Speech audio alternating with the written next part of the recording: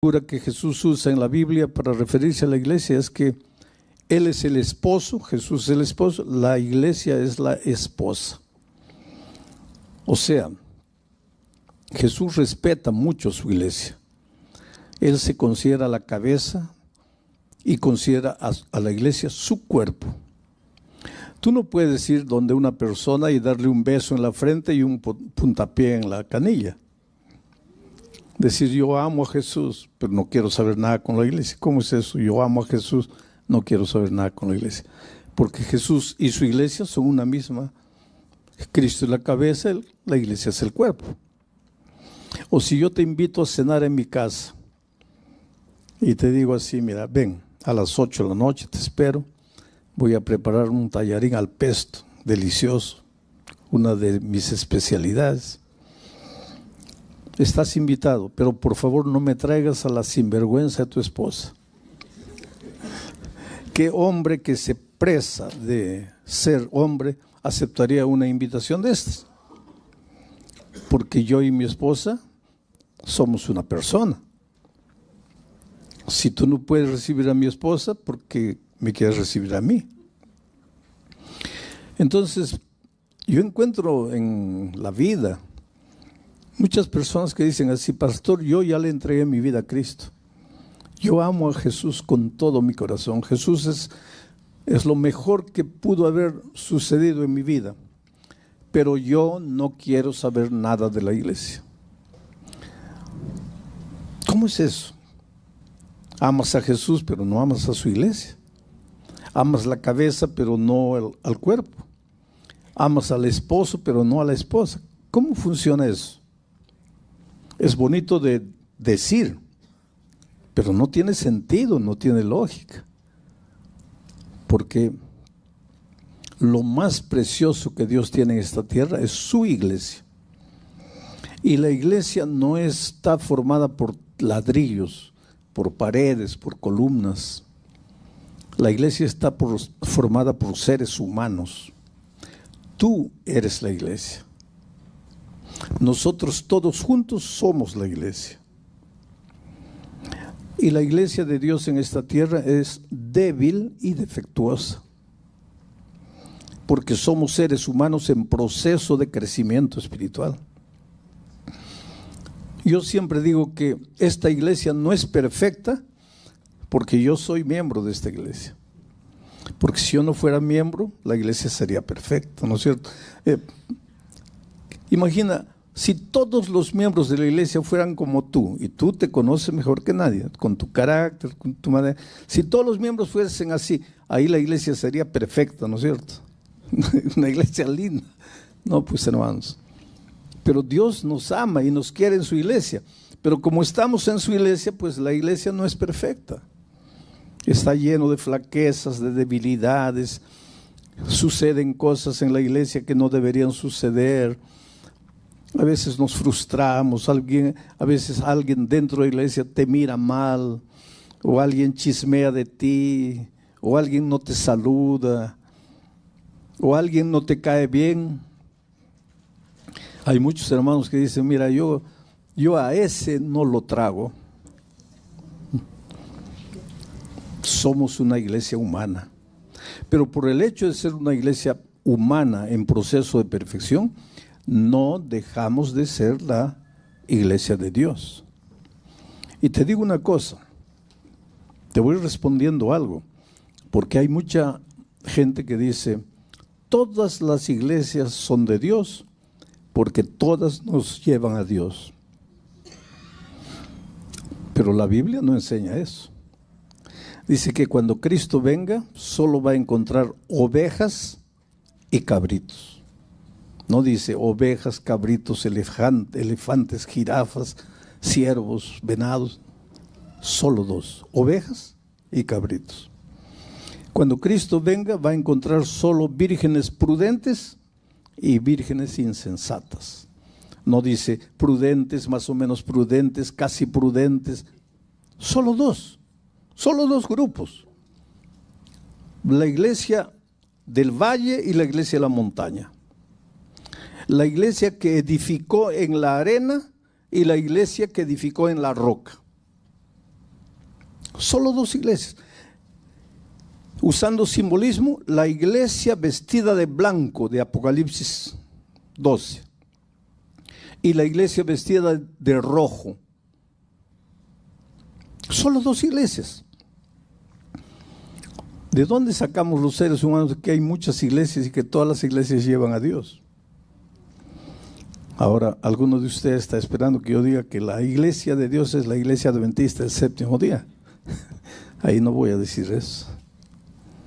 Pero pastor, ¿usted no es miembro de la iglesia adventista? Claro, yo soy miembro, no solo soy miembro, soy pastor de la iglesia adventista del séptimo día. Pero yo no soy adventista del séptimo día por el nombre. Y cuando tú busques la iglesia de Dios en esta tierra, no busques a la iglesia por su nombre, búscala por sus características, no por el nombre. Yo me acuerdo que cuando era un joven misionero en la selva, iba a haber una ceremonia bautismal y yo no podía bautizar porque los pastores de la iglesia adventista, si no estamos ordenados, todavía no podemos bautizar, a no ser que nos den una autorización especial y no haya ningún pastor ordenado presente. Entonces yo no podía bautizar. Le escribí al presidente, le dije, mire, tengo candidatos para el bautismo. El sábado vamos a tener un bautismo bonito. Y mañana en la noche voy a explicar por qué una persona necesita bautizarse. No es un detalle simple en la vida del cristiano, es muy importante. Pero ¿por qué? Teológicamente, mañana les voy a mostrar por qué una persona debería bautizarse.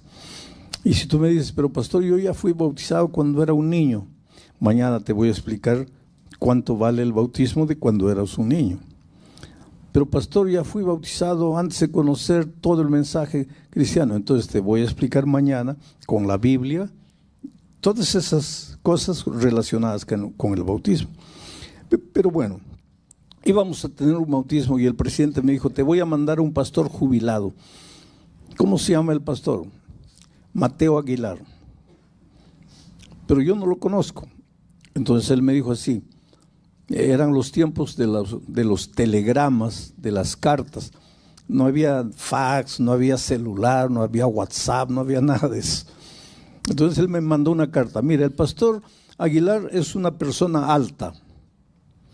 Segundo lugar, es jubilado, ya es de edad. Tercero, es delgado.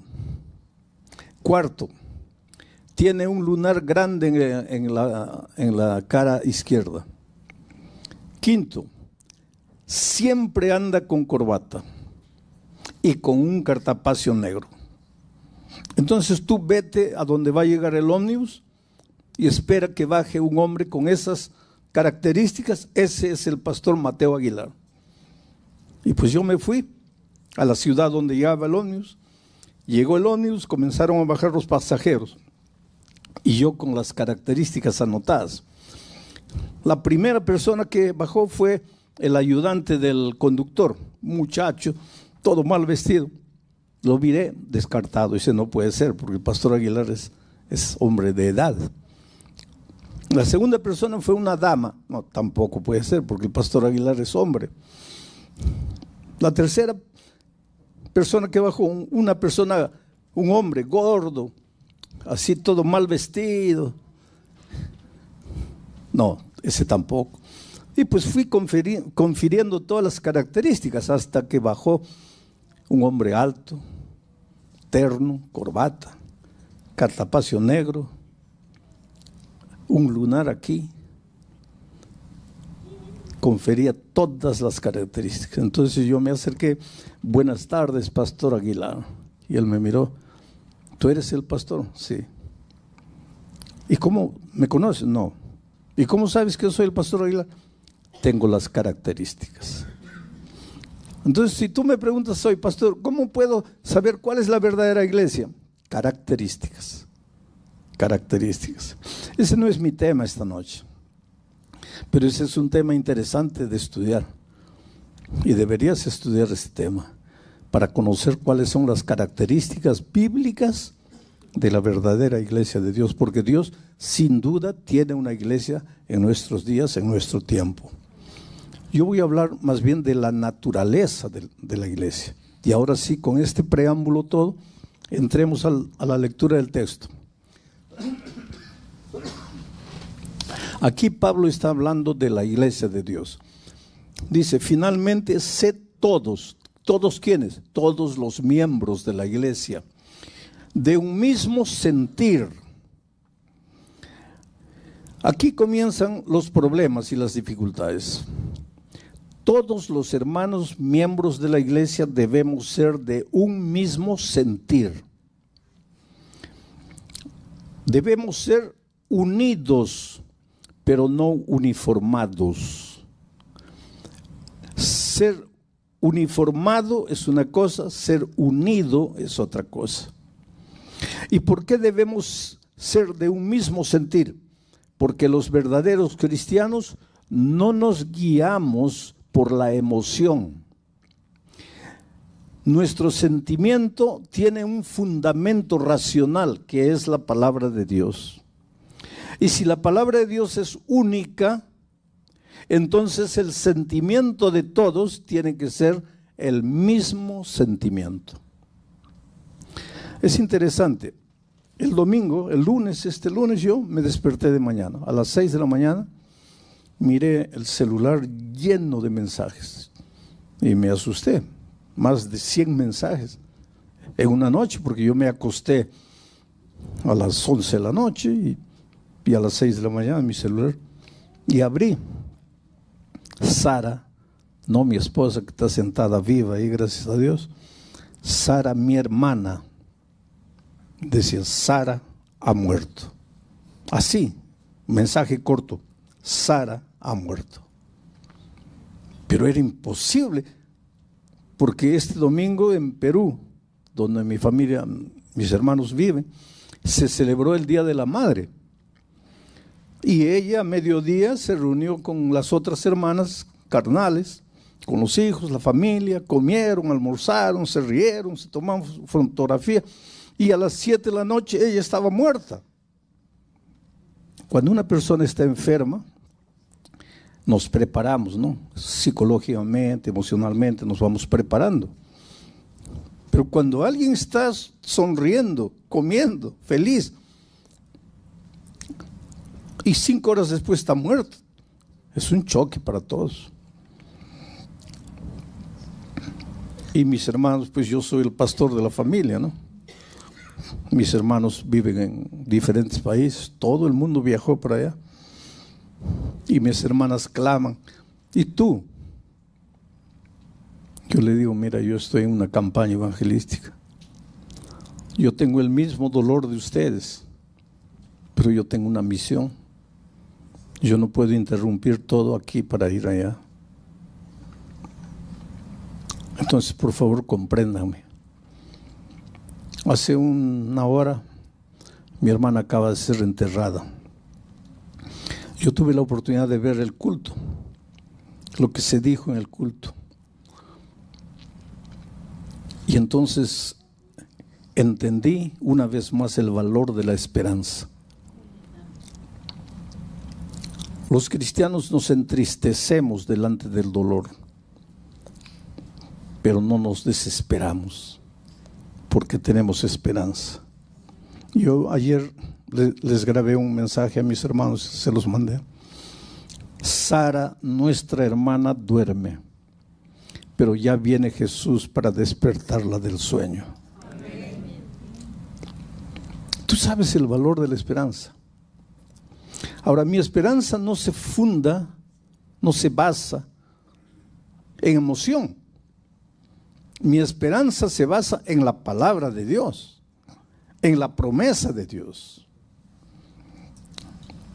La esperanza cristiana no tiene el mismo concepto de la palabra esperanza del diccionario, porque esperanza en el diccionario es esperar que suceda algo.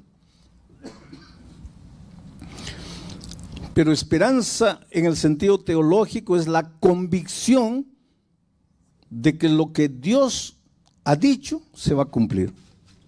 No es esperanza, no es ojalá que se cumpla. Mi hermana ha muerto, pero la palabra de Dios dice que ella duerme y que cuando Jesús vuelva va a resucitar. Y eso no es ojalá que suceda, eso es convicción de que va a ser así, porque la palabra de Dios lo dice. Y es en este sentido que Pedro le dice a la iglesia: sean todos ustedes no de una misma emoción, sino de un mismo sentir, de una misma manera de pensar, porque el pensamiento de ustedes está fundado en la palabra de Dios, y la palabra de Dios es una sola, eterna. La hierba se seca, la flor se marchita, pero la palabra de Dios permanece para siempre. Por eso, queridos, los cristianos, cuando vienen las tormentas, la oscuridad, la lluvia, las tragedias, las dificultades, somos seres humanos y podemos derramar una lágrima. ¿Tú crees que mis hermanos no han llorado? ¿Tú crees que yo en silencio no he derramado una lágrima? Pero estoy aquí predicando con convicción, con seguridad, con esperanza. Y esto es lo que Dios quiere para su iglesia. No que cada uno piense como quiera. Y el hecho de que cada uno no puede pensar como quiera, no es que Dios es enemigo de la libertad. Tú eres libre, pero eres libre para aceptar o para rechazar la palabra de Dios. Tú no eres libre para tomar la palabra de Dios y decir, bueno, aquí dice blanco, está bien, está escrito, pero yo creo que es rojo. Esa libertad Dios no te ha dado. Dios te ha dado libertad para, aquí dice blanco, pero yo no acepto que sea blanco. Eso puedes hacerlo. O acepto, pero decir no, y querer crear tu propio raciocinio para explicar que este blanco es rojo, esa libertad Dios no te ha dado. A los seres humanos Dios nos ha dado. El único que establece lo que es principio, lo que es valor, es Dios, no es el hombre. El hombre puede aceptar los principios y valores establecidos por Dios o puede rechazarlos, pero no puede raciocinarlos, no puede adaptarlos, no puede cortarlos, ni por aquí ni por allá. En Brasil tenemos una expresión, eu acho. ¿Cuántos brasileños hay aquí? ¿Ah? El eu acho. ¿Qué es ese eu acho? Eu creo, yo creo. A mí me parece, yo creo. Delante de la palabra de Dios no hay yo creo. No puedes tú tomar la palabra de Dios y adaptarla a tu manera de pensar, adaptarla a tu cultura, adaptarla a tu antojo. O tú aceptas la palabra o la rechazas. Y la palabra no es el pastor. La palabra no es la junta de iglesia. La palabra es la palabra. Por eso tienes la palabra de Dios en tus manos, para que con tus ojos veas lo que está escrito. Esto es lo que Pablo le está dando a la iglesia, diciendo a la iglesia. Sed todos de un mismo sentir, compasivos.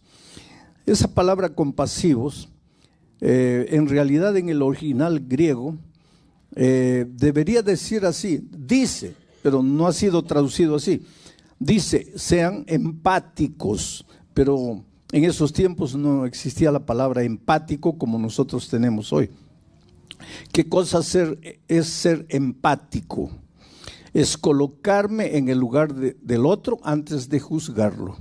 Los Pieles Rojas en los Estados Unidos, ellos dicen que si quieres criticar a un cojo, si quieres criticar a una persona que anda cojeando, primero colócate sus zapatos y camina 5 kilómetros con el zapato del cojo para entender por qué cojea.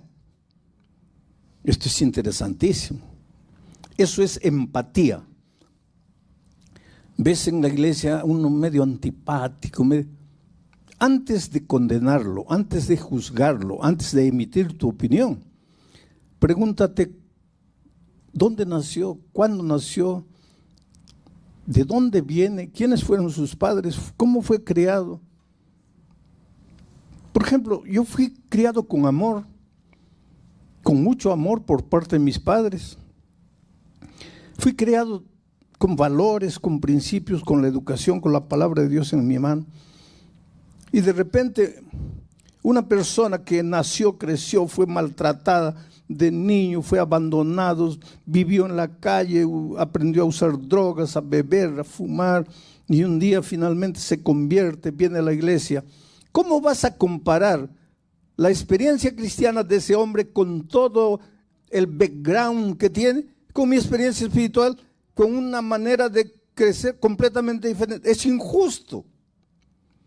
Por eso en la iglesia lo que Pedro está diciendo es: no entres a la iglesia y comiences a mirar a las personas para juzgarlas.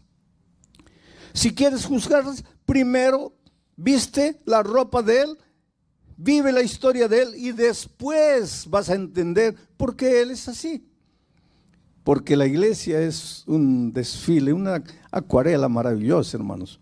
En la iglesia hay rosas lindas y maravillosas, rojas, hay otras blancas, hay otras amarillas, y hay otras que no son rosas, son claveles, y hay otros que son lirios, y hay otras que son amapolas. Dios en su iglesia tiene un jardín, características diferentes. Está el hermano hablador, habla hasta por los codos. Está el hermano que nunca habla. Está el hermano que sonríe, el hermano que nunca sonríe, parece un bulldog, pero es un hombre manso y dulce, pero no sonríe. Todos lo miran y le tienen miedo. Pero es que Dios caracteriza, por eso la iglesia no puede ser uniformada. Pero el hecho que no seamos todos iguales no quiere decir que no tengamos un mismo sentir. Podemos vivir en unidad, con un mismo sentimiento. ¿Por qué? Porque nuestro sentimiento no es emoción, está fundamentado en la palabra de Dios, que es única, eterna y que no cambia nunca. Finalmente, sed todos de un mismo sentir, compasivos, amándoos fraternalmente. Ese amándoos es clave, porque viene la palabra amor. Y nosotros los seres humanos a veces con nuestra manera de pensar no entendemos los conceptos divinos. Juan dice que Dios es amor. Para que tú entiendas lo que significa Dios es amor, te voy a hacer pensar de esta manera. Voy a hacer una ilustración medio hereje. ¿De qué está hecho este micrófono? De metal. ¿De qué está hecho mi traje? De tela. ¿De qué está hecho mi zapato? De cuero. ¿De qué está hecho este púlpito? De acrílico. ¿De qué está hecho esta Biblia? De papel. Y ahora viene la pregunta tonta. ¿Y de qué está hecho Dios? No, Dios no está hecho. Dios es Dios. Pero para entender, ¿y si estuviera hecho, de qué estaría hecho? ¿Cuál sería la materia prima de él? Amor. Eso es lo que Juan dice cuando dice Dios es amor. Entonces, el amor existe porque Dios es amor. Entonces, cuando Pedro te dice, en la iglesia debes amar al otro, aunque no te caiga simpático, aunque no se adapte a tu manera de pensar o de ser. Ustedes todos deben amarse. Pedro dice eso entendiendo que tú has aceptado a Dios en tu corazón. Y si has aceptado a Dios en tu corazón, has aceptado el amor. Y ahora no vas a predicar el amor, vas a vivir el amor. El amor no se declara en una poesía ni en un himno. El amor se vive. Pero solo es posible vivir el amor cuando Dios vive en ti, porque Dios es amor. En otras palabras, Pedro está pensando en una iglesia espiritual, en una iglesia que ha nacido de nuevo, en una iglesia que es capaz de mirar a su hermano y compadecerse de su hermano, de sentir empatía por él, de colocarse en el lugar de él antes de juzgarlo. Y sigue diciendo Pedro, no devuelvas mal por mal. Si alguien no te saluda, salúdalo tú. No devuelvas mal por mal, ni maldición por maldición, sino por el contrario, bendiciendo. sabiendo que fuiste llamado para que heredaseis bendición. Esta parte la leemos y a veces no la entendemos. Tú fuiste llamado para heredar bendición. Desde el vientre de tu madre, Dios te llamó para heredar bendición. ¿Qué es bendición? Son lluvias maravillosas de gracia que te hacen feliz y próspero en esta vida. Bendición abarca la vida espiritual, la vida familiar, la vida profesional, la vida personal, la vida en cualquier aspecto. Dios quiere que seas un hombre, una mujer bendito, que todo lo que tus manos toquen prospere, que cuando tú inicias una carrera profesional llegues al fin, que envejezcas feliz, con paz en tu corazón, que ya viejo y cansado veas a tus hijos prosperando, creciendo, tengas la alegría de ver a tus nietos y que cuando la muerte te alcance, que es el sueño y el descanso que todos dormiremos hasta la venida de Cristo, tú duermas en paz porque has sido bendecido. Tú has sido llamado por Dios para eso. Ahora me vas a decir, pero pastor, ¿por qué eso no es una realidad en mi vida? Está bonito ahí, he sido llamado para una vida de bendición, pero ¿dónde está la bendición? Es que si la bendición no ha llegado a tu vida, es tal vez porque todavía no has entregado tu corazón a Jesús. Tal vez hasta te has unido a la iglesia, pero no le has entregado el control de tu vida a Dios. Por eso es que en la iglesia te incomoda la actitud de las otras personas. Por eso es que cuando entras a la iglesia te sientes medio mal. Por eso es que muchas veces entra a tu cabeza la idea, bueno, yo acepto a Jesús, pero la iglesia no. ¿Por qué? Porque hay gente orgullosa, porque hay gente mentirosa, porque hay gente soberbia. Mi padre una vez, yo le dije, papá, ¿tú conoces la palabra de Dios? Mi madre conoce hace años, nosotros hemos crecido en la iglesia. Y él me dice, mira, el otro día yo vi a un hermano que estaba predicando en la iglesia y lo vi con la Biblia en la mano en un bar bebiendo cerveza. Para ser hipócrita, sí, yo no quiero. Ese no es argumento, querido. Y hay mucha gente que dice, no, porque yo lo vi a él haciendo algo indebido. Así que ese es argumento para que tú no pertenezcas a la iglesia de Dios, para que tú no formes parte del pueblo de Dios, no puede ser. Yo siempre uso una figura interesante. En los tiempos antes del diluvio, Dios quería salvar a sus hijos. La gente estaba perdida, no quería saber nada de Dios, pero Dios quería salvar a sus hijos. Y Dios llamó a Noé y le dijo, mira Noé, voy a destruir el mundo con un diluvio. Hasta ese día nunca había caído una gota de agua del cielo. No existía lluvia. Y me vas a decir, ¿y cómo se irrigaba la tierra? Se irrigaba con un vapor que salía de la tierra, pero no caía agua del cielo. Entonces, cuando Noé salió a predicar diciendo, Dios va a castigar este mundo con un diluvio, todo el mundo pensaba, Noé, estás loco. Va a llover, estás loco. Nunca ha caído una gota del cielo. ¿Cómo es que va a caer agua del cielo? Estás loco. Y eso nos enseña que el mensaje que tenemos que predicar en este mundo a veces parece un mensaje loco. ¿Cómo loco? Todo el mundo trabaja de lunes a sábado. El domingo descansa. Y tu mensaje es loco, porque tú dices, el sábado hay que descansar porque Dios dice, estás loco. ¿Cómo estás loco? Pero tú sabes que no estás loco, porque es la palabra de Dios que llegó a ti. Y Noé sabía que no estaba loco porque Dios le dijo, va a caer un diluvio. Y el diluvio llegó. Solo que Dios le dio una orden a Noé. Todos los que entren al arca se van a salvar, porque cuando el diluvio caiga y las aguas suben, los que están dentro del arca estarán salvos.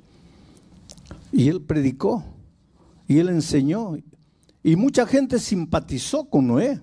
Y mucha gente le dio dinero, le ayudó a construir el arca. Pero como no creían que iba a llegar el diluvio, no entraron al arca. Solo entró Noé, su esposa, sus hijos y sus nueras. Y las puertas se cerraron. Solo que al arca entraron también los animales. Tú conoces la historia, no te voy a explicar detalles.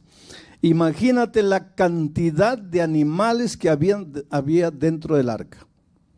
Ahora imagínate el olor del arca, dentro del arca, porque no había un sistema de desagüe.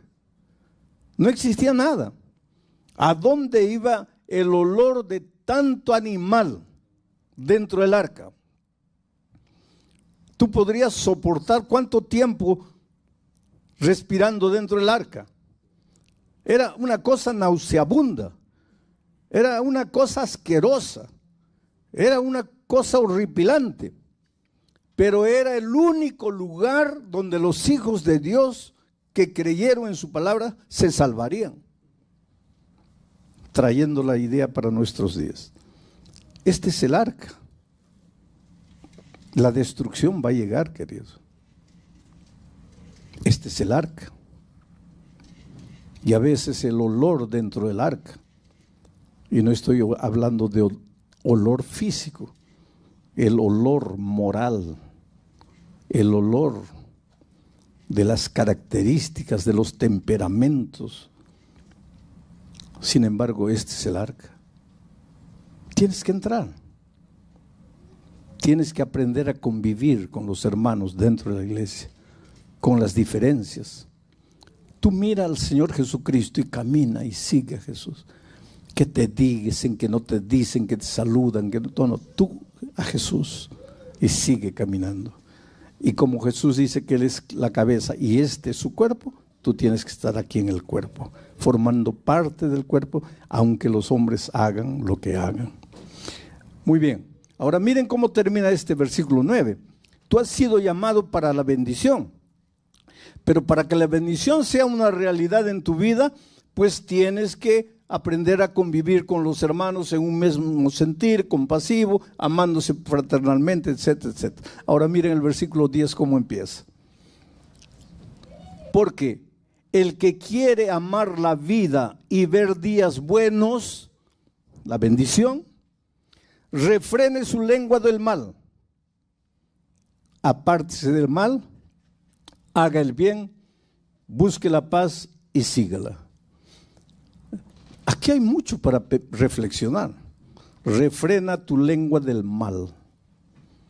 No hables, no chismees, no digas lo que imaginas. Y si escuchas algo, que muera en ti. ¿Por qué pasas por el otro? Tú has escuchado o has visto alguna vez esa ilustración. Si yo vengo aquí a la señora y le digo en el oído, y después tú le pasas mi mensaje a ella en el oído, y tú en el oído, tú en el oído, y yo te digo, el cielo está azul y esplendoroso, dile a ella, ahí tú le dices a ella, el cielo, y ella, y cuando llega allá, no es nada de lo que yo le dije a ella, porque allá llegó todo distorsionado. El chisme es así. Entonces, refrena tu lengua. No, has escuchado. ¿Qué has escuchado? ¿Tú quieres bendición? Tú has sido llamado para hacer una bendición en la tierra, para ser un hombre, una mujer bendecido. Pero si quieres que eso sea una realidad, aprende a controlar tu lengua. Que tus labios no hablen mentira, no hablen engaño. Apártate del mal, haz el bien, busca la paz y síguela. ¿Por qué tienes que estar peleando? ¿Por qué tienes que estar discutiendo? Nadie pierde por callar la boca. Reflexiona. Pero todo eso viene de Dios. Si tú no le abres el corazón a Dios, si tú no permites que Jesús viva en tu vida, estas características nunca van a ser realidad en tu vida. Y como consecuencia, la bendición va a ser un sueño, una ilusión, pero no una realidad que la puedes vivir. Y finalmente miren la última parte. Porque, versículo 12, porque los ojos del Señor están sobre los justos. ¿A quién cuida el Señor? A los justos. ¿Y quién es justo? No el que nunca peca, porque Salomón dice 7 veces cae el justo. Salomón no dice 7 veces cae el pecador, dice cae el justo. Y ahora más me hace preguntar, ¿quiere decir que los justos también caen? Claro, hasta la medida de Cristo vamos a cargar lo que expliqué anoche, la naturaleza pecaminosa. Y mientras carguemos la naturaleza pecaminosa, estamos sujetos a caer en cualquier momento. Nuestra única seguridad es Cristo. Pero los ojos de Jehová están sobre los justos. Te protegen, te vigilan, te defienden. Los ojos de Jehová están sobre los justos. Pero el rostro del Señor está contra aquellos que hacen el mal. Ahora, esta frase necesita ser explicada. Los ojos del Señor están contra los que hacen el mal. En la Biblia, especialmente en la literatura judía, y Pedro era un judío y se deja influenciar por esa cultura judía. En la literatura judía existe lo que se llama la literatura atributiva. ¿Qué significa eso? Que Dios, por el hecho de ser Dios, se le atribuye todo a Él, aunque Él no sea el originador de las cosas. Pero como Él es Dios, finalmente en la literatura hebrea se le atribuye todo a Dios.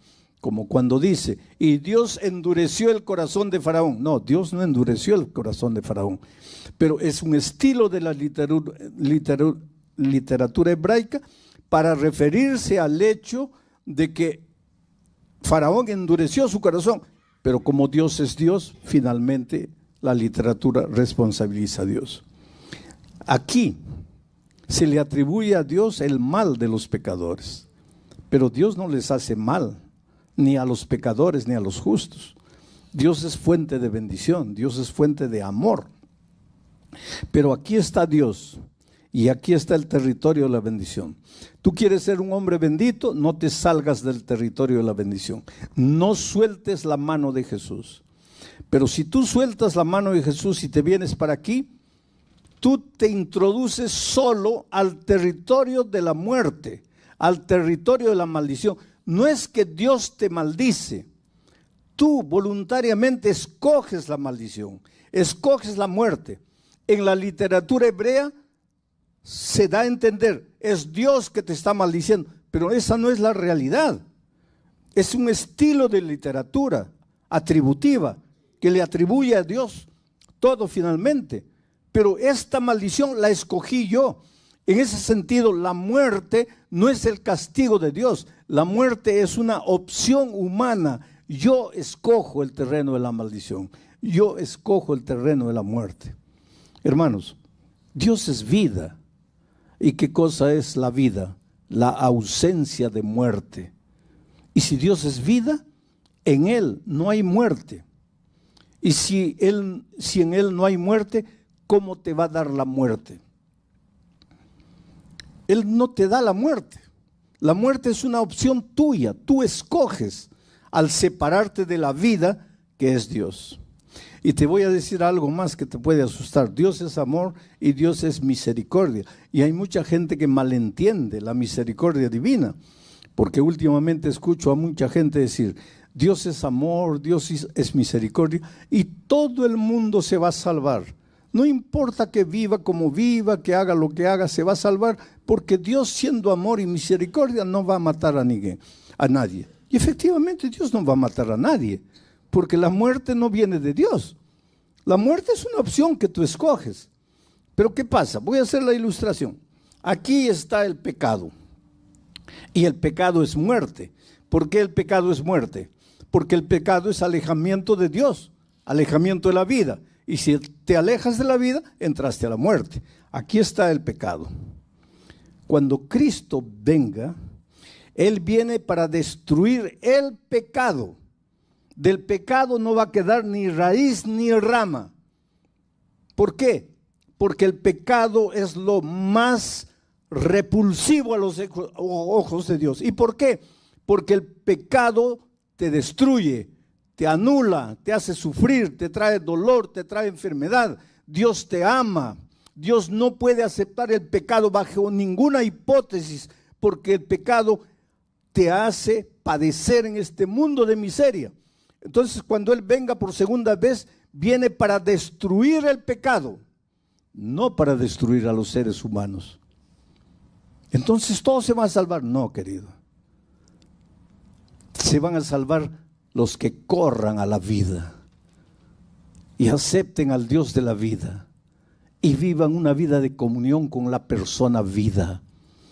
Pero si cuando Cristo venga, yo me agarro de aquí y no quiero soltar, y escucho la invitación divina, pero no quiero soltarme, y Dios me llama, pero el mundo me atrae, y el pecado me atrae, y me agarro del pecado, y no quiero soltar el pecado, cuando el fuego eterno caiga sobre el pecado, me va a tocar a mí, pero el fuego no vino para mí, vino para el pecado. ¿Y por qué morí? Porque no quise soltar el pecado. Por eso es que la Biblia dice, hoy es el día de buena nueva. Hoy es el día de salvación. Hoy Dios te llama. Oh querido, tú eres lo más precioso que Dios tiene en esta vida. Hoy es tu cumpleaños y nadie se acordó y nadie te dijo nada. Nadie te hizo un pastel. Dios sabe. Hoy tuviste un malentendido con alguien. Estás aquí, pero tu corazón está triste. Hoy recibiste una llamada telefónica de un lugar distante con una mala noticia. Inclusive pensaste en no venir. Estás tan arrasado. Dios te conoce. Dios sabe. Tú eres como un pajarito en las manos de Dios. Un pajarito herido. Y Dios te toma y te atrae a su corazón. Si tú aceptas el amor de Jesús y te dejas amar por Jesús, tú vas a sentir el palpitar, el latido del corazón de Jesús. ¿Cómo te ama? Fuiste llamado para ser una bendición. Dios quiere que vivas una vida buena, que seas feliz, realizado. Vas a encontrar dificultades en la vida, pero Dios te va a ayudar a vencer. Pero para eso tienes que entregarle el corazón a Jesús. Tienes que rendirte a Él. Tienes que consagrarte a Él. Toda la semana he hecho invitaciones. Estas invitaciones las hago en todos los países del mundo. Hace algún tiempo atrás yo estaba en Estados Unidos. Hice una invitación, vino una chica aquí adelante, tatuada, rostro, tenía una cadena pendiente aquí, cuerpo, brazos, olía a alcohol, a droga. Y cuando terminé, hice la última oración, entraba a un cuartito y ella se metió. Y ahí sentí más el olor de droga. Ella estaba drogada o semidrogada. Y me dice, Dios no puede amarme a mí. Mira mi vida, mira lo que soy. Soy una basura. Y me hizo una pregunta terrible. Tú dices que Dios me ama. Pues cuando yo era una niña, mis padres murieron en un accidente de tránsito y me quedé huérfana. Pero mi abuela, la mamá de mi mamá, vivía y me recogió y me crió con cariño. Pero cuando yo tenía 12 años, mi abuela, mi única familia murió y me quedé sola, una niña de 12 años. Entonces una vecina de mi abuela me recogió, no porque me amaba, sino porque quería quedarse con la casa de mi abuela. Y una noche, yo tendría 13 años, cuando el esposo de esa mujer entró a mi cuarto y me violó. Yo gritaba, pedía auxilio, la mujer escuchaba, no hizo nada. Ese hombre me violó. Yo tenía 13 años, al día siguiente salí de casa, ya no podía quedarme en esa casa. Me fui a vivir a la calle, una niña de 13 años. Comencé a vivir con los muchachos de la calle. Fui violada una vez y otra vez y otra vez por los chicos de la calle. Aprendí a fumar, a beber, a usar drogas. Todo esto que ves en mi cuerpo es que quiero provocarme dolor, sufrimiento. Ahora vienes tú y me dices que Dios me ama. ¿Qué Dios? ¿Dónde estaba Dios cuando mis padres murieron? ¿Dónde estaba Dios cuando mi abuela murió? Dios me ama. ¿Dónde estaba Dios cuando ese hombre malo entró a mi cuarto y abusó de mí? Y yo clamaba. ¿Dónde estaba Dios? ¿Dónde estaba Dios cuando en las noches en la calle los muchachos abusaban de mí? ¿Qué Dios es ese? ¿Cómo puedes decir que Dios me ama? Querido, hay muchas cosas que yo no puedo explicar, pero yo sé que Dios te ama. Tal vez tú no tienes la historia de esa muchacha, pero más de una vez te has preguntado en la vida, ¿dónde está Dios? ¿Qué ha hecho Dios por mí? Estás vivo porque Dios quiere, porque Dios tiene un plan para ti. Desde que estabas en el vientre de tu madre. Ahora Dios te ha traído a esta familia que es tu iglesia. Una iglesia donde vas a encontrar gente que a veces te va a frustrar, te va a fallar. Pero este es el cuerpo de Dios. Esta es la iglesia de Dios. Y como su padre era griego, también Pablo tuvo la oportunidad de recibir instrucción de grandes profesores griegos. Por eso en los escritos de Pablo se nota mucha influencia de la cultura griega. Es interesante que Pablo vivió en tiempos en que el imperio romano dominaba el mundo, pero el imperio romano dominaba el mundo en el sentido militar, en el sentido del poder, pero la cultura griega tenía una fuerza tan grande que ni la fuerza del imperio romano destruyó la cultura griega. La influencia helenística, la influencia de la cultura griega en Pablo fue una influencia muy grande. Y como todo gran profesor, pues Pablo siempre empieza preguntando, porque la mejor manera de enseñar es preguntar. Y Pablo empieza, durante esta semana vamos a ver, muchos de los textos que vamos a leer empiezan con una pregunta. Miren la pregunta aquí. ¿O menospreciáis las riquezas de su benignidad, paciencia y longanimidad? Tres palabras claves.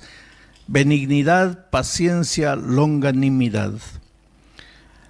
¿O menospreciáis las riquezas de su benignidad, paciencia y longanimidad, ignorando que su benignidad es la que te guía al arrepentimiento? Pero por tu dureza y por tu corazón no arrepentido, atesoras para ti mismo ira para el día de la ira y de la revelación del justo juicio de Dios, el cual pagará a cada uno conforme a sus obras.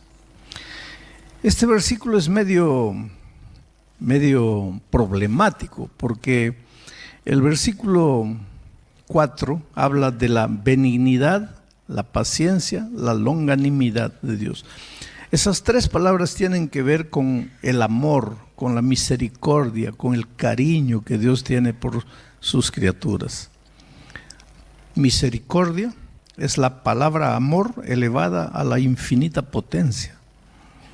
Es el amor del amor, la esencia, lo máximo del amor.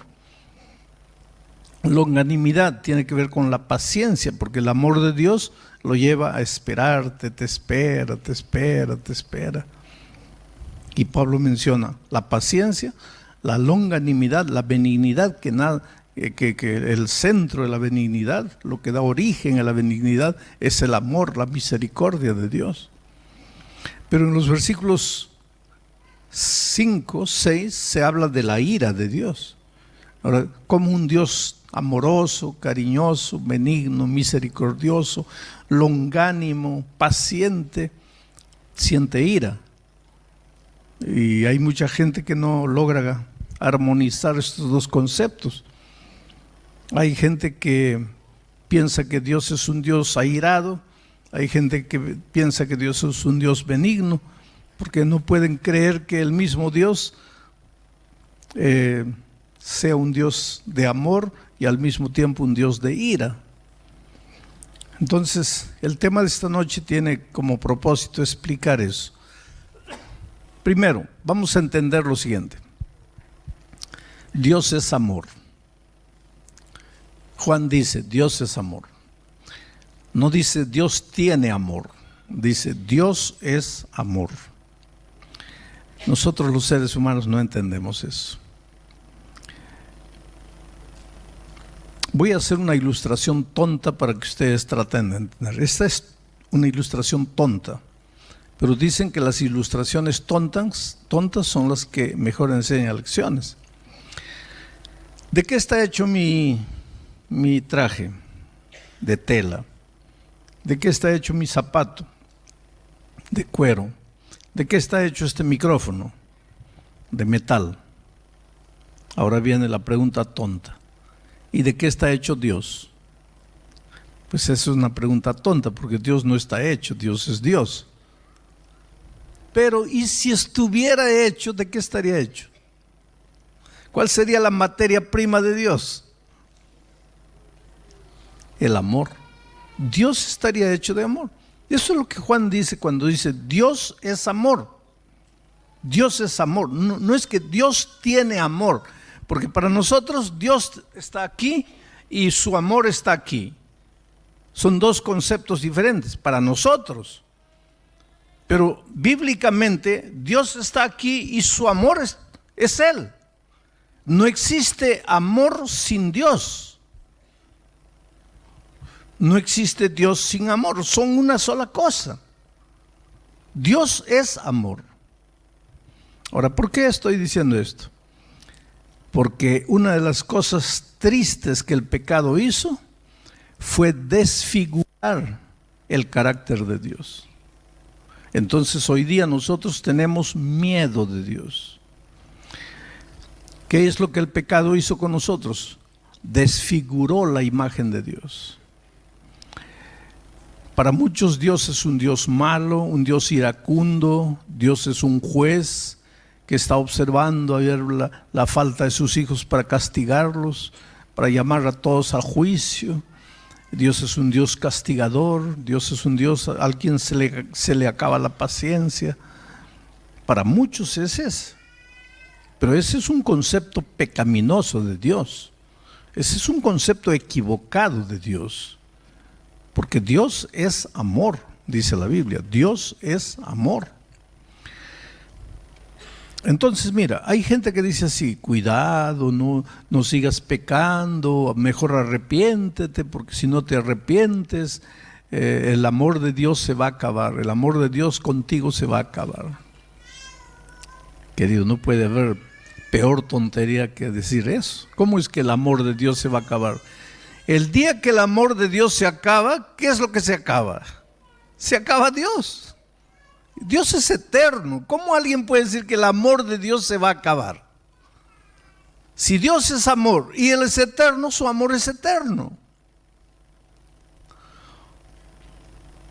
El problema es que nosotros vivimos en un mundo donde no existe amor.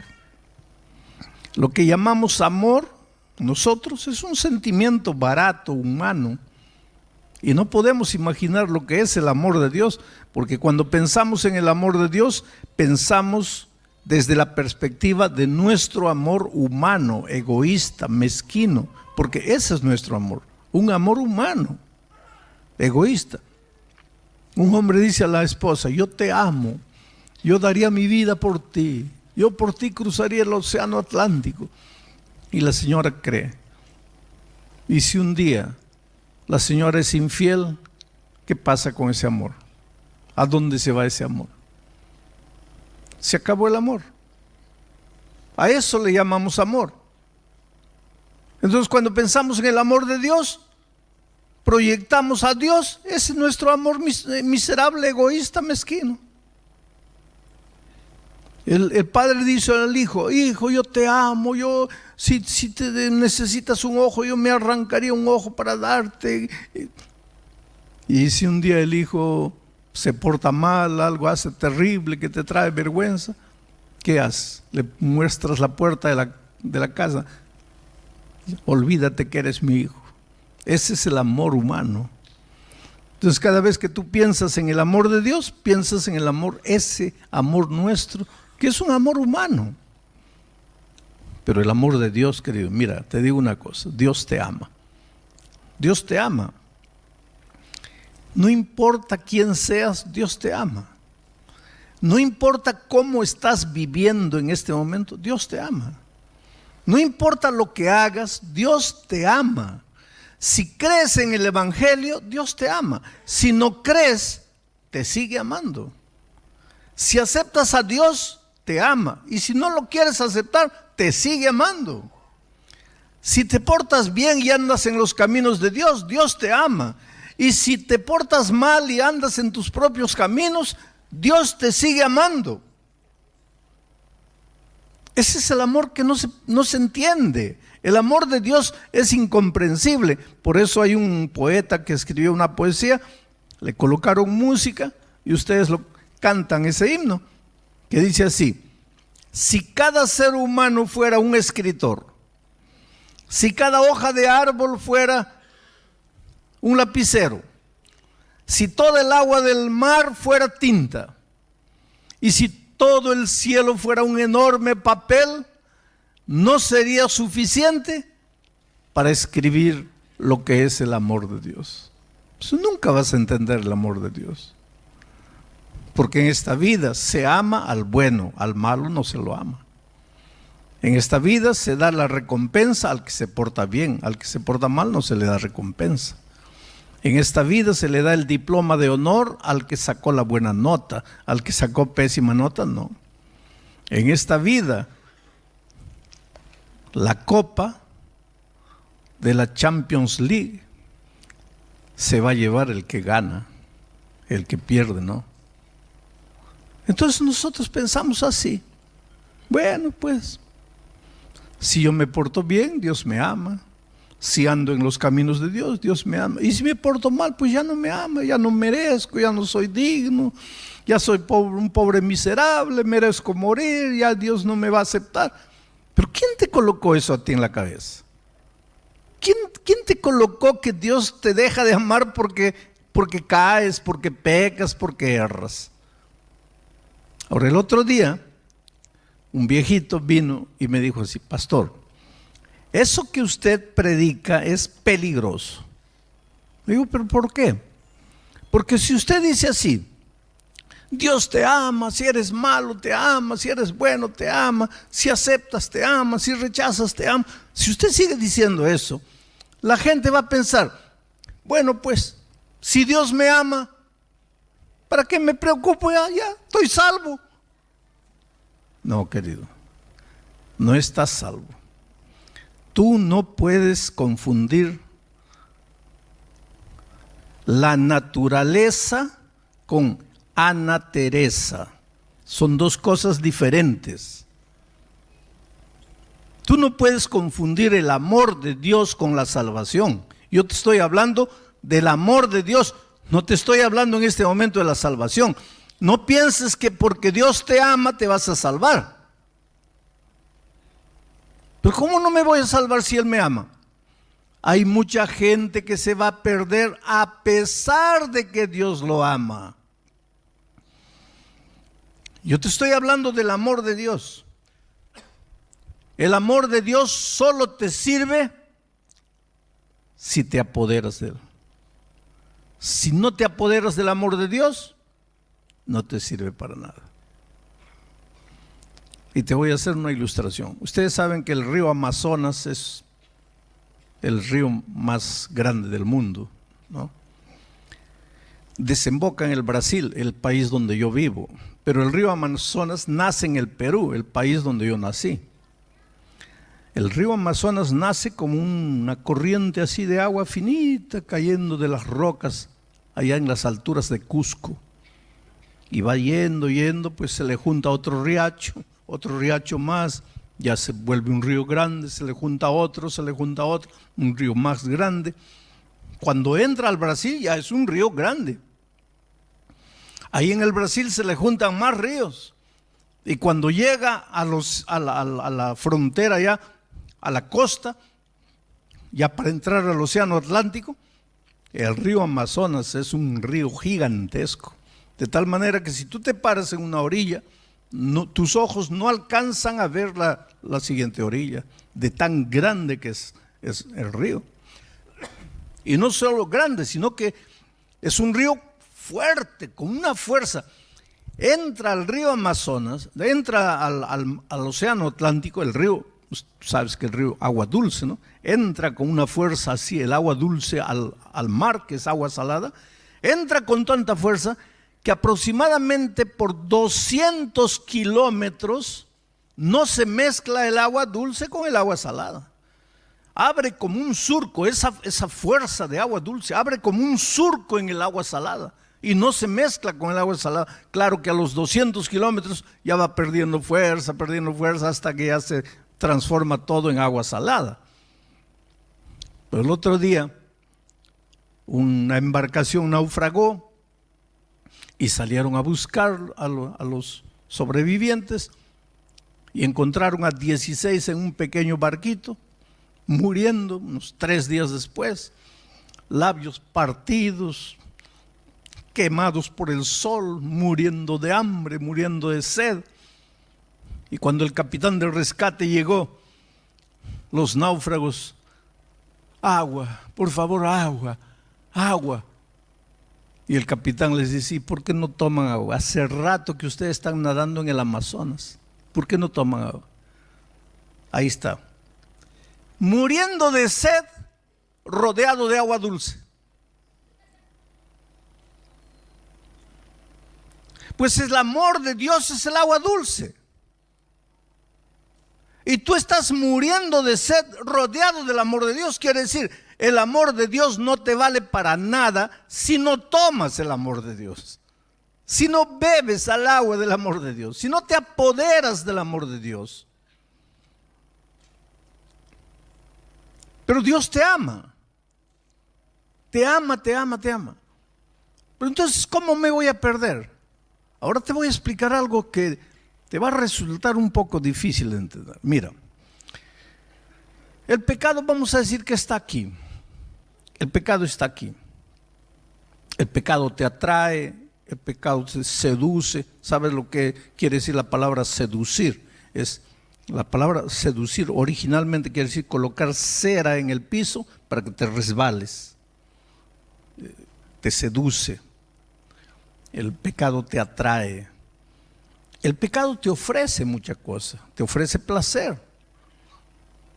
Y te da placer. Solo que el placer del pecado es momentáneo, es pasajero. Después que el placer acaba, solo te resta el peso de la culpa, el peso del vacío, la desesperación, las ganas de llorar, la culpabilidad, la impotencia, la incapacidad de regresar a Jesús. Entonces el pecado te atrae, te atrae, te atrae. Y tú vienes. Quiero decirte una cosa, mira. Nadie se va a salvar porque nunca pecó. Porque si de no pecar dependiera la salvación, nadie se va a salvar. Pablo dice, Cristo murió por los pecadores, de los cuales yo soy el primero, dice Pablo. Y esta noche yo les diría, yo soy el segundo. Yo no sé quién es el tercero aquí. Solo Jesucristo podría decir, nadie me redarguye de pecado. Solo Jesús podría decir, nadie puede apuntar un pecado en mí, pero los seres humanos. David decía, en pecado me concibió mi madre. Está hablando de la naturaleza pecaminosa, ya nacemos. Y el pecado, como digo, nos atrae, pero el pecado no te habla de lo que te va a hacer. Una vez que caes en sus garras ya no puedes salir. Y el pecado es cautivante, en el sentido que te gusta. Y te gusta, y te gusta. Entonces tú te agarras del pecado. Ahí está el peligro de aprender a vivir en el pecado. Y escucha una cosa, Cristo murió por ti, no para salvarte en tu pecado, sino para salvarte del pecado. Jamás hables y menciones la gracia de Cristo para seguir revolcándote en el pecado. La gracia de Cristo no es solo perdonadora, la gracia de Cristo es transformadora. Al mismo tiempo que te perdona, te transforma. Entonces, pero hay gente que comienza a jugar con el pecado y se agarra el pecado y llega a habituarse con el pecado de tal manera que ya no quiere soltar el pecado, ya quiere vivir amarrado al pecado. Ahora, cuando Cristo venga, Él viene para colocarle un punto final al pecado. ¿Y sabes por qué? Porque lo que más detesta Dios es el pecado. ¿Y por qué? Lo más asqueroso de esta vida para Dios es el pecado. ¿Por qué? Porque el pecado te hace mal y Dios te ama. Y cualquier cosa que te haga mal, Dios no acepta, porque Él te ama. Tú eres lo más precioso que Dios tiene en esta vida. Dios te ama. Y cualquier cosa que te haga mal es una ofensa para Él. Por eso el pecado ofende al carácter de Dios. ¿Por qué? Porque te ama, quiere verte feliz. Si el pecado te hiciera feliz, Dios no tendría nada contra el pecado. Pero resulta que el pecado no te hace feliz, te destruye, te mata, mata a tu familia, tus hijos, tus valores, tus principios, te va arruinando, no te deja dormir en paz, te sientes miserable, pecador. Entonces por eso es que Dios no acepta el pecado y por eso ha enviado a su Hijo al mundo para morir por nuestros pecados, para solucionar el problema del pecado. Y por eso Jesús va a volver por segunda vez, porque va a colocarle un punto final a la historia del pecado. Y dice el profeta, ya no se levantará el pecado por segunda vez cuando Cristo venga. Pero hay una cosa que necesitas entender. Cuando Cristo venga, la ira de Dios, que no es la ira humana, porque así como nosotros no entendemos el amor de Dios porque proyectamos a Él nuestro amor humano, tampoco entendemos la ira de Dios porque proyectamos a Dios nuestra ira humana. Y la ira humana es una ira pecaminosa. ¿Cuál es la ira humana? Estás leyendo y tu hijito corriendo de aquí para allá, haciendo caer las cosas. Y tú le dices, hijo, ya, basta. Y el muchacho sigue corriendo. Y ustedes los españoles dicen, hijo, vale. Y el muchacho sigue corriendo, vale. Y el muchacho sigue corriendo y ¡pam! Hace caer un vaso de cristal precioso. Y ahí sacas la correa, sacas el zapato y pa. Esa es la ira humana, la ira pecaminosa. Y cuando tú piensas en la ira de Dios, tú piensas eso. Le proyectas a Dios ese tipo de ira que en Dios, en un Dios santo, no hay. Pero entonces, ¿a qué la Biblia le llama ira de Dios? La Biblia le llama la ira de Dios al resultado del pecado que el propio hombre cosecha, porque lo que siembras cosechas. Si siembras higos, vas a cosechar higos. Si siembras vientos, vas a cosechar tempestades. Si siembras obras de mal, pues el mal te va a llegar. El escritor bíblico a eso le llama ira de Dios, pero no es que Dios se airó y te está mandando plagas para que tú sufras. Ese Dios no existe, porque Dios es amor. Existe el dolor, claro. Existe el castigo, claro. Pero no es un castigo que Dios te lo impone. Es un castigo que tú te lo impones a ti mismo cuando escoges el camino de la muerte. Entonces, cuando Cristo venga, Él no viene a destruir al ser humano. Él no viene para aniquilarte. El fuego divino no cae para consumirte a ti, no. El fuego divino cae para consumir al pecado. Del pecado no va a quedar ni raíz ni rama. Va a ser aniquilado por completo. No el ser humano, sino el pecado. Pero pastor, quiere decir que nadie va a morir. Van a morir muchos. Pero usted no dice que la ira de Dios no viene sobre el ser humano, viene sobre el pecado. Claro que sí. Entonces, ¿quiénes van a morir? Los tontos que no quisieron soltar el pecado. Cuando la ira de Dios caiga, esos que estuvieron aquí, pues van a ser consumidos junto con el pecado. Por eso es que Dios dice: hoy es el día de buena nueva. Ven, sal. Porque Cristo está regresando. Ven. Pero hay gente terca que se agarra y no quiere soltar el pecado.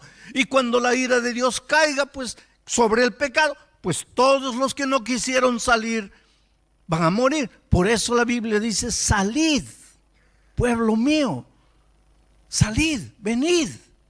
Y la Biblia está llena de esas invitaciones. Ven, yo te amo, yo no quiero que mueras, yo no quiero que te destruyas. Yo tengo un lugar especial para ti. Ven. Dios te ama, querido.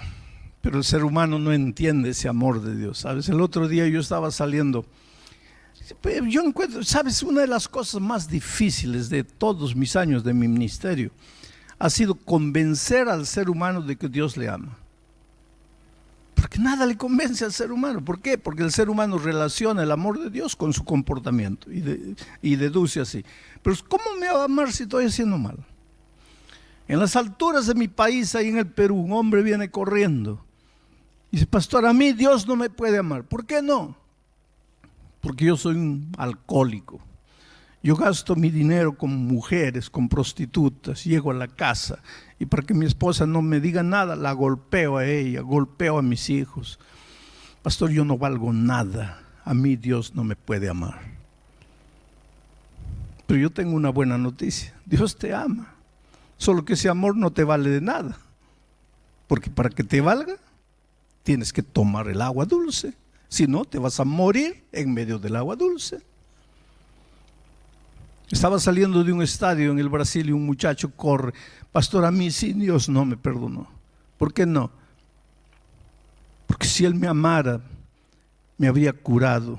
Estoy con SIDA. Pero Dios te ama. Pastor, ¿cómo me va a amar si yo soy un homosexual? Dios te ama. Creo que usted no entendió, pastor. ¿Qué no entendí? Yo soy un homosexual, pastor. Yo soy un hombre que se acuesta con otro hombre. ¿No le da asco eso? Bueno, hijo, a mí me da. Pero yo no te estoy hablando de mi amor. Que mi amor no te va a salvar ni te va a perder. Yo te estoy hablando del amor divino. Y Él no tiene asco de mí. Pues Él contó una parábola.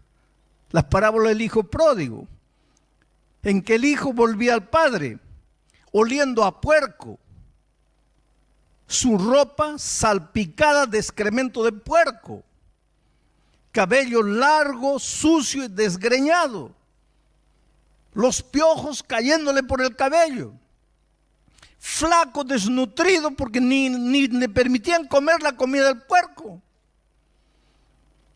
Y dijo, volveré a mi padre. Y volvió. ¿Y qué dice la parábola? Que el padre salió corriendo para abrazarlo, y cuando llegó cerca y sintió el mal olor del hijo oliendo a puerco, ahí el padre dijo, ay, no puedo, no, así no, qué asco, báñenlo primero, no puedo abrazarlo. Eso es lo que dice la parábola. No, lo abrazó. Porque, querido, tú eres lo más precioso que Dios tiene en la vida. ¿Cómo piensas que Dios va a tener asco de ti? Ven a Jesús. ¿Cómo estás? Entrégale tu vida.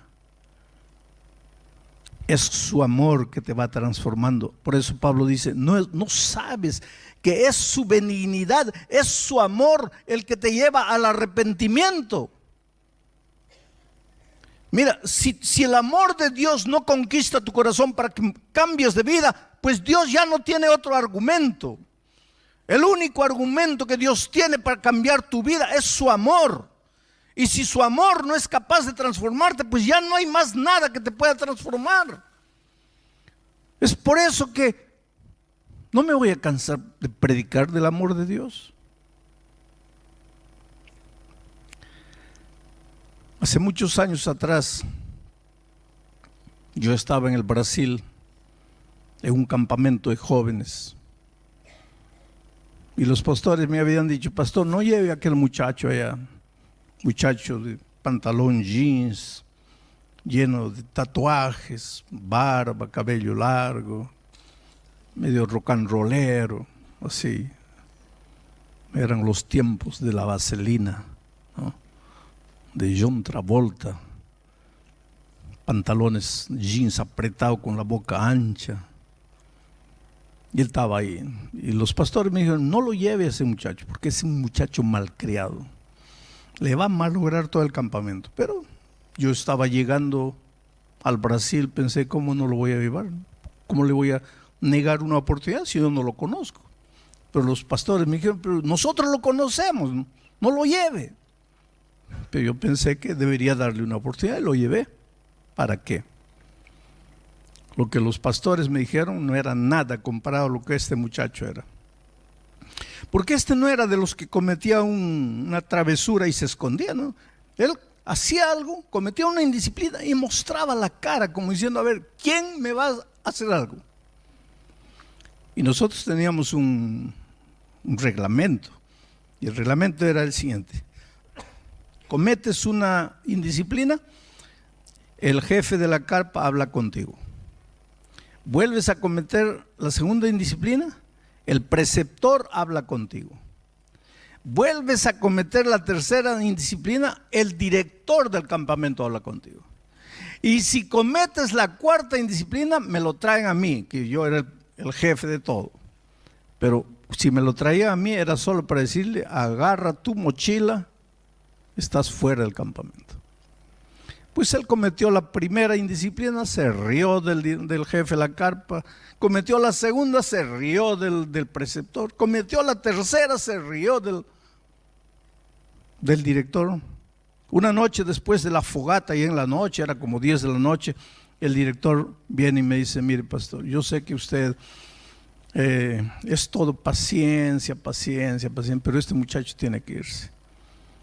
Usted tiene que hablar con él y es ya solo para decirle que se vaya, porque él no puede quedar. Dije, mira, son 11 de la noche, 10 de la noche. ¿A dónde lo vamos a mandar a esta hora? Porque el campamento era en el campo, a la orilla de un río, habíamos levantado carpas ahí. Digo, ¿a dónde lo vamos a mandar a esta hora? Pues que amanezca aquí, ya mañana temprano a la luz del día, ya le pido que se vaya, pero ahorita no le vamos a... ¿Cómo lo vamos a soltar en la oscuridad ahí? No hay, en la carretera oscura, no hay carro, no le puede pasar algo. No, dejamos para mañana. Pero este no esperó que el nuevo día naciera. A la 1 de la mañana yo me despierto, una gritería, la gente corriendo de aquí para allá, los muchachos, las chicas, todas desesperadas. Y yo salgo para ver qué sucede. Y pues como en la oscuridad no se veía, nosotros nos alumbrábamos con un motor, pero a las 11 de la noche se apagaba el motor y hasta prender el motor llevaba tiempo, todo oscuro. No se veían las cuerdas de las carpas, las chicas en la desesperación salían, se tropezaban, las carpas caían, era un desastre.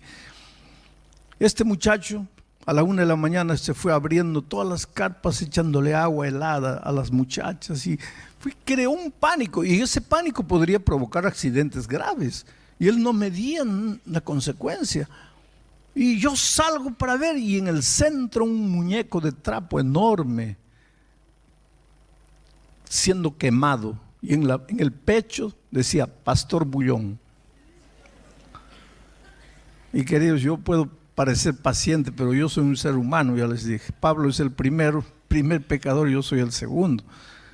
Y pues yo también me impacienté, dije no, ahora sí no se queda ni un minuto, se va ahorita, no me interesa dónde va, pero sale ahora. ¿Dónde está el muchacho? Está en su carpa. Ahí fui. Y cuando entro a la carpa, él estaba ahí, la mochila al lado. Y me dice, no me digas nada, yo ya me voy. A mí nadie me expulsa, yo me voy porque yo quiero. Es decir, el tipo no me daba ni siquiera el gusto de expulsarlo. Él ya se había expulsado solo. Pero en ese momento Dios cambió todo en mi corazón. Dije, yo no vine a expulsarte. ¿Para qué viniste? Vine a decirte que te quedes. Que me quede. Sí, que te quedes. ¿Para qué? ¿Por qué quieres que me quede? Porque yo te amo. ¿Sabes que ese muchacho valentón, malcriado, dispuesto a agredir a cualquiera? Sus ojos comenzaron a brillar en medio de la oscuridad. Comenzó a llorar y me dice, expúlsame, grítame, castígame, dime que no valgo nada, hazme lo que quieras, pero por favor no me digas que me amas. Le digo, ¿por qué no? Porque nadie me ama. Mis padres no me aman, la iglesia no me ama, mis amigos no me aman, en la escuela mis profesores no me aman. No me vengas tú a decir que me amas. Le digo, sabes, hijo, no es fácil amarte porque tú no te dejas amar. Pero yo te estoy pidiendo una oportunidad, quédate. ¿Pero para qué me voy a quedar? Te voy a arruinar el campamento. No, no vas a arruinar. ¿Sabes por qué? Yo te necesito aquí en el campamento. ¿Pero para qué me necesitas? Te voy a nombrar jefe de disciplina del campamento. A mí, a ti. Tú conoces todo. Vas a ser un buen jefe de disciplina. Se quedó. Terminó el campamento, nunca más lo vi. Pasaron años. Yo estaba en nuestra universidad en San Pablo dando clases para los pastores. A mediodía estaba yendo a almorzar. De repente un muchacho bonito, de camisa blanca, terno o pantalón azul marino, corbata, me alcanzó, me dice, pastor, yo sé que está corriendo al comedor. ¿Usted no se acuerda de mí? No. Míreme bien, ¿no se acuerda de mí? No. Pastor, yo sé que no se puede acordar, pues eran otros tiempos. Pero una noche en un campamento yo hice un muñeco de trapo con su nombre y lo quemé. ¿Se acuerda de mí? Y claro que yo me acordaba de eso. Y le dije, pero no puede ser tú. Porque el otro era un rock and rollero de jeans, camiseta manga corta, mostrando el tatuaje, cabello largo, barba. Ahora yo tenía un muchacho. Le digo, no puede ser tú, soy yo, pastor. ¿Y qué estás haciendo aquí en la universidad? Es que este año me gradúo de pastor, voy a ser un pastor como usted. Sabes que en ese momento yo temblé, literalmente temblé. Porque en un momento de la vida, yo tuve en mis manos la vida de ese muchacho.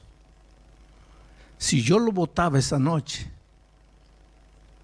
¿qué hubiera sido de él? Pero esa noche alguien confió en él. Yo le dije, yo creo en ti. Tú no eres el muchacho malo que pareces que eres. Yo te amo, ayúdame. Quédate. Y él se agarró de eso. Y hoy es un pastor. Por eso es que cuando tú te sientes mal, acabado, perdido, destruido por las tonterías que haces en la vida, Jesús viene y te dice, hijo, yo te amo. ¿Pero cómo puedes amarme? Yo te amo. Pero que no sabes lo que he hecho. ¿Cómo no voy a saber si soy Dios? Y así mismo me amas. Te amo. ¿Y sabes por qué Dios te hace eso? Porque Él sabe que si su amor no es capaz de redimirte, ¿qué más te va a redimir? Su amor es el último argumento que Dios tiene para conquistar tu corazón.